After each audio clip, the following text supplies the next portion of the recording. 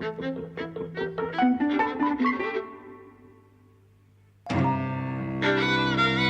and welcome to Eavesdropping at the Movies. I'm Mike. And I'm Jose. And we've just come back from Godzilla, King of the Monsters, which is the 2019 sequel to 2014's Godzilla, which is itself a remake of classic Japanese monster movie about giant nuclear-powered lizard that takes over the world. It's the most boring, offensive, lazy film. I looked at my watch endlessly. So I had this combination of being completely bored, right? Because it's such lazy storytelling, really, and such bad direction, and it ends up making you feel that all the actors in it are whores, and really all the filmmakers are whores. I mean, there's no reason for making this film, and it's badly made, and it's just it's offensive. There'll be spoilers coming up, including one where Jose ruins the end. Yay.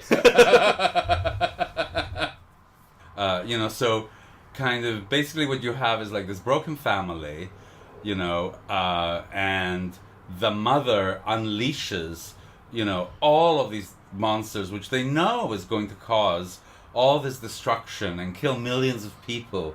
So she takes it upon herself because her theory is that this will bring back some kind of balance in the world, right?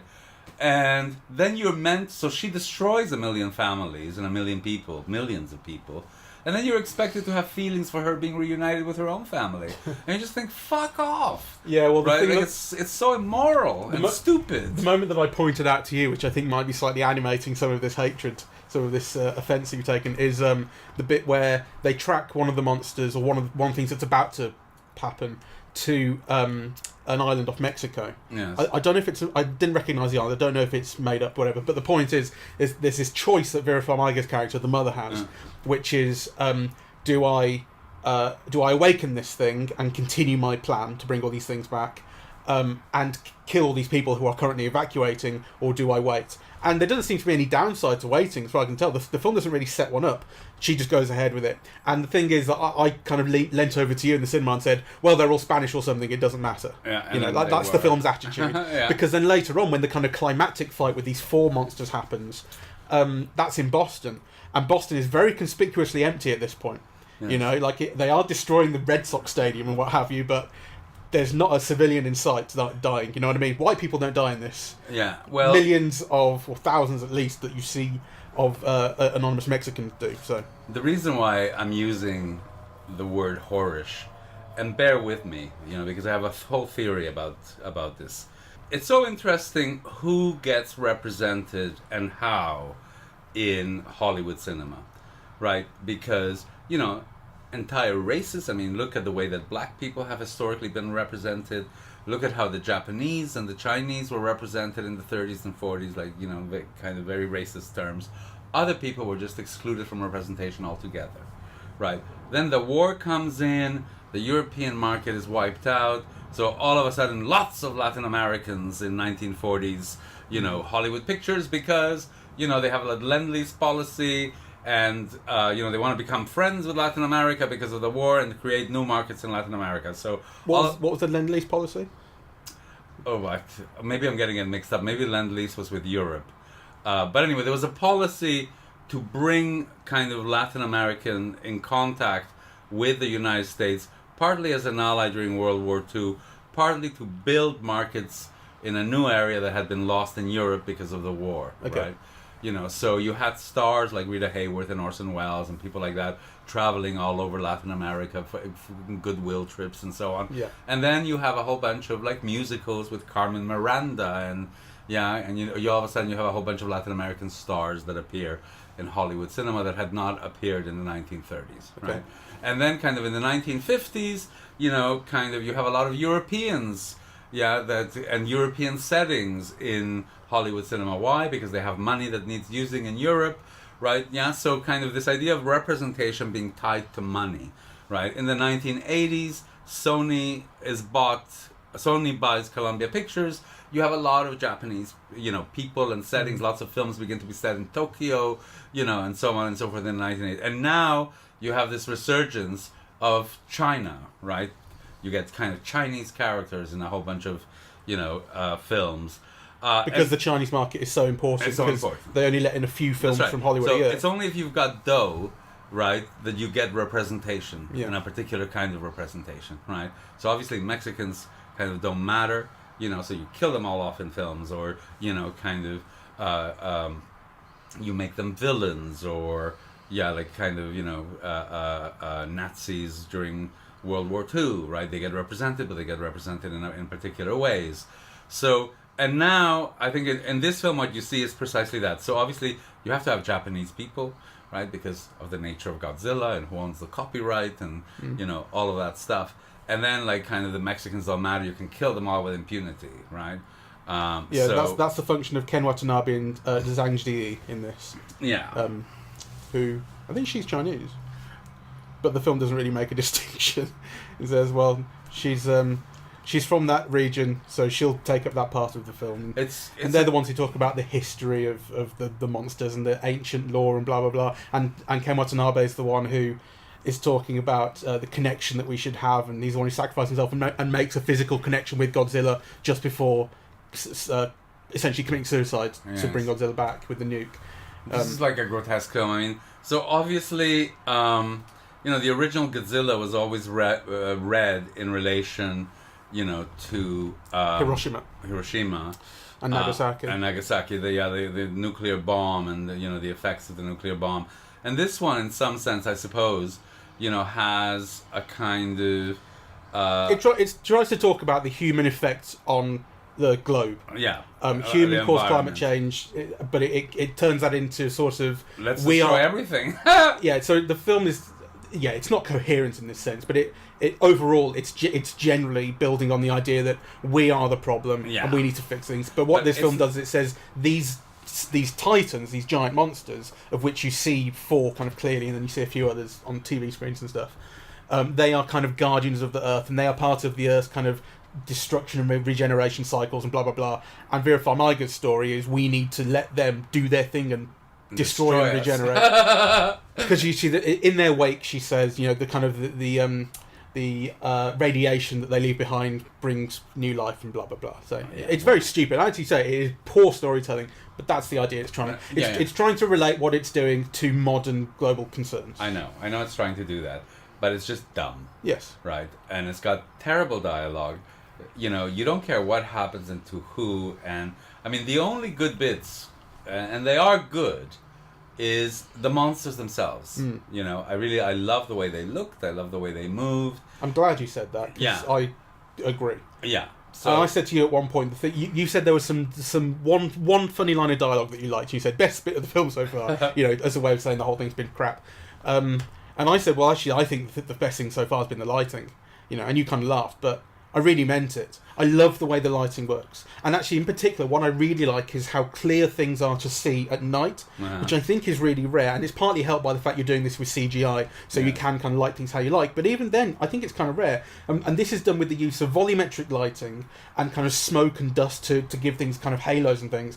Bioluminescence in the creatures themselves. Especially when things are raining and you get lights kind of bouncing off the skin, reflecting off. Everything is really clear to see. And I think that's worth remarking upon because it is... some of the shots in this are remarkably beautiful. They are.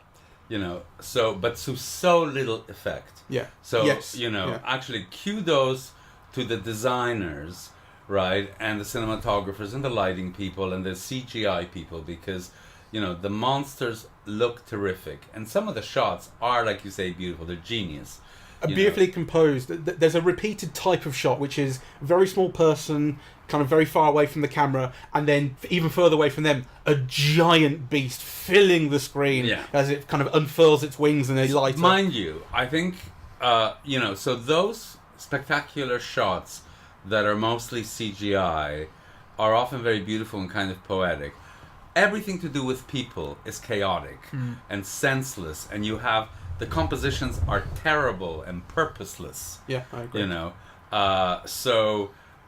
It's just terrible. And actually, something with such great special effects and, like you say, lighting and the monsters are terrific, and particularly when they're fighting each other, it has some terrific moments. But I looked at my watch, I don't know how often. It was just deadly dull. Yeah, you're absolutely right to say that it's to no effect. I think it's a really good point, because I was admiring the way that these shots looked, and I was admiring sort of the design of the creatures. I think there is a singular look to them. Like, you can identify, this doesn't look like just any other monster movie. Yeah. You can tell a frame of this film from a frame of another. Yes. You know, it's the way that there's this kind of realistic rendering to the kind of skin, whatever, of the creatures. And there's a kind of quote-unquote realistic design to their shapes and things. Like, you can kind of imagine how such a creature might actually exist. They're not just cartoons. I mean, one looks like an eagle, the other one looks like a moth or a butterfly, you know. Yeah, one looks like a giant chameleon lizard dinosaur thing. That's Godzilla. So, but then there are these elements of flair to them, like the way that Godzilla's plates up his back light up as he like charges up a sort of, you know, bolt of energy to blast whatever. You know, there are these elements of flair and kind of nonsense, but I think they combine really well. They do. But I think there's a real issue here, actually, because, you know, it just goes to show that all the millions that must have been spent, and you can imagine all the amounts of meetings on the designs of the monsters, and you can actually also imagine the storyboarding, right, around particular images, because, you know, some of them are really beautiful. The one with the three-headed Hydra dinosaur, and then with all the lighting, kind of, you know, you get flashes like lightning that just illuminates certain bits. It's an amazing shot, but who the fuck cares? When, you know, the rest of the writing, like, you don't care who dies, who lives, you don't know where they're headed to, where they're headed from, what, you know, what's at stake is so badly conceptualized, right? And also, it's done within, like, this narrative of a divorced couple who've already lost a child and have a daughter, right? And, you know, kind of, and there's nothing at stake emotionally for the audience in any of that. So there's the assumption that the audience will care, right? And actually, the audience isn't just going to care, you know, because the family is divorced, right? Like, it's almost so as though, like, there are things that are so bad in it that you almost feel that it's deliberate, in the way that a really bad movie can be enjoyable, in that way that people like to say. I mean, you and I together were mocking the film out loud, not like to ruin it for other people, but, you know, to each other during the film, just kind of whispering to each other, making jokes about various things or comments on various stupid things that were happening, and that was entertaining for us, right? And I'm not saying that's deliberate. That's definitely not deliberate, but you almost feel like it is, because the film is basically a litany of people doing stupid things and making stupid decisions, and in a way it has to be. That's how these films operate. People don't obey the rules, or they behave rashly, and then it's supposed to be a lesson about how humans should be smarter.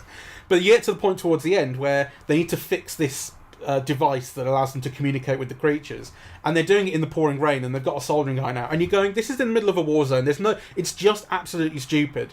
They're trying to operate on electronics in pouring rain. There's no way that the people working on this movie weren't aware of how dumb that was. Do you know what I mean? But they just did it anyway.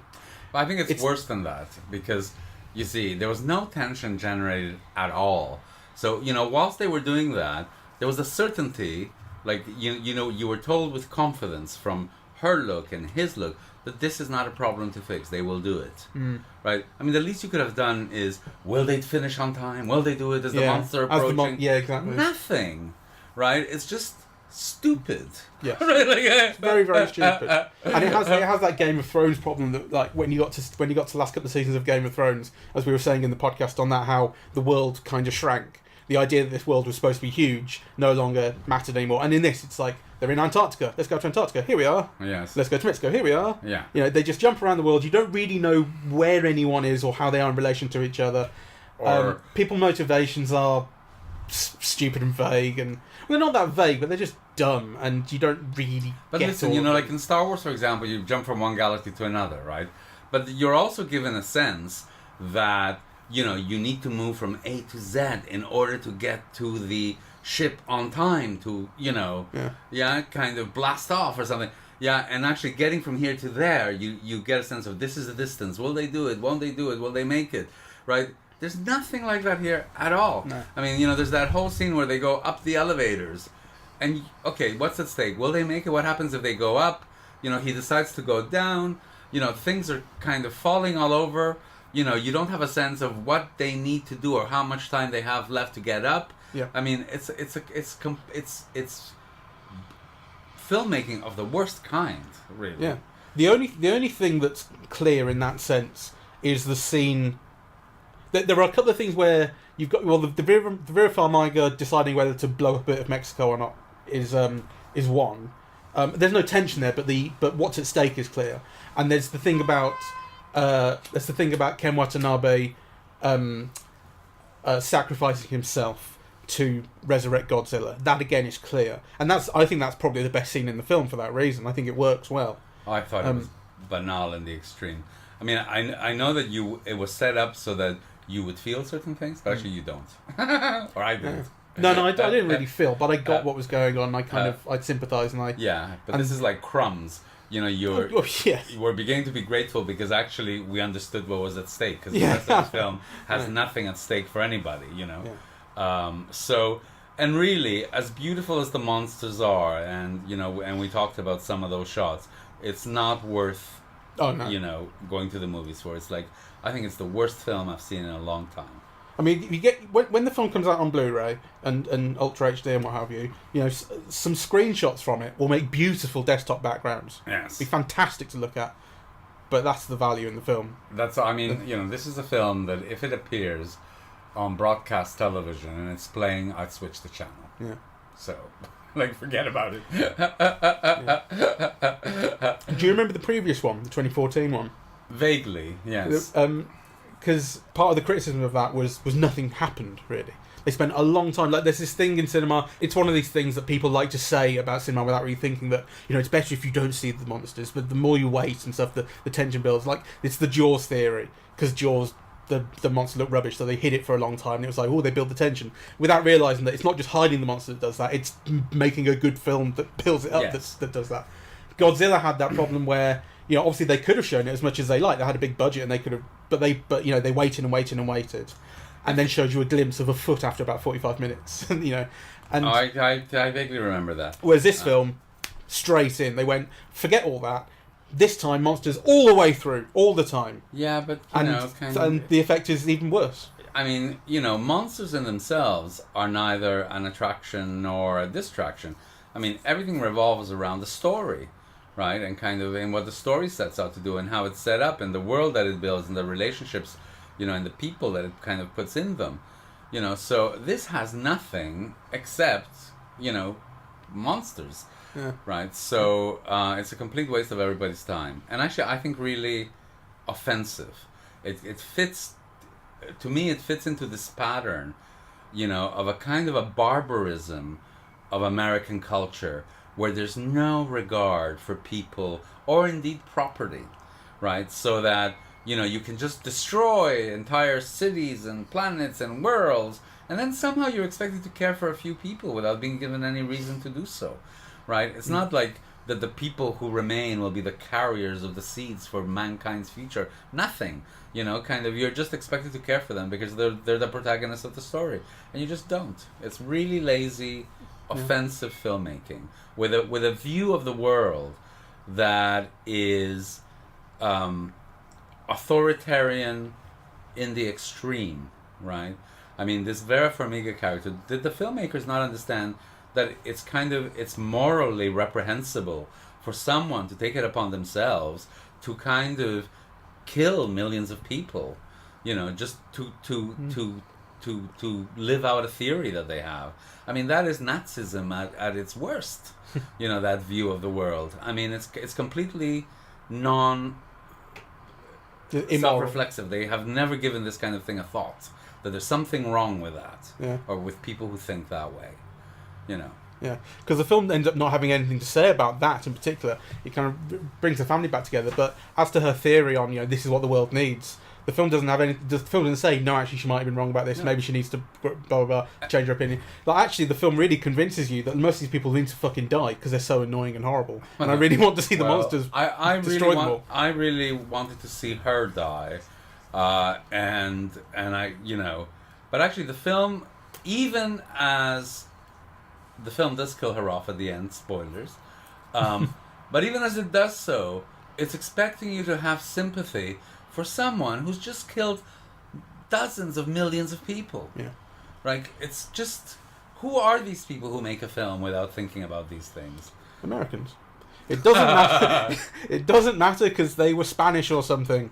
That's the moral. But even that's not true, because Boston in the film gets destroyed. Yeah, but like I said, Boston is conspicuously empty. It fits very well into that pattern. Well, it fits and then exacerbates that pattern I've been talking about how films were destroying cities en masse and people getting hurt, and then people in the real world started to notice and went, what's the human cost going on in these films? Like, what's going on? So then films would start to say, we've cleared a city, now we can destroy it. Yes. And they don't do that. I don't think they say Boston has been evacuated, but Boston is not full of people in this. Yeah. By the time they get there, it is empty. Yeah. You know, but then the thing that then exacerbates the thing is that thing about the island off Mexico, where you see it's full of people and they make a very deliberate decision to destroy it while everyone is trying to evacuate. Yeah.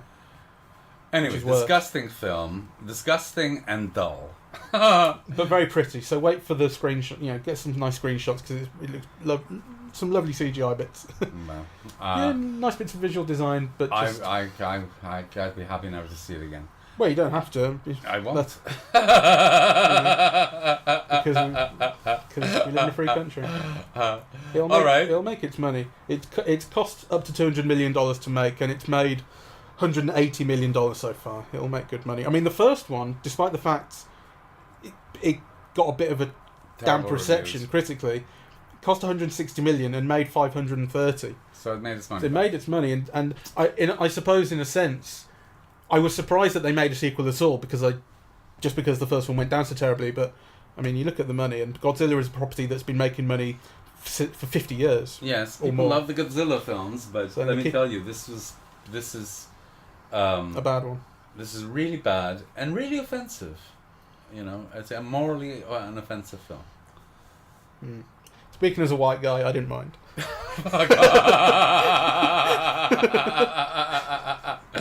Anyway, thank you very much for listening. We're Eavesdropping at the Movies, and we are on... we're on iTunes, SoundCloud, and YouTube. You can follow us on Facebook and Twitter at Eavesdrop Movies, and the website is eavesdroppingatthemovies.com. Thank you very much. Bye-bye.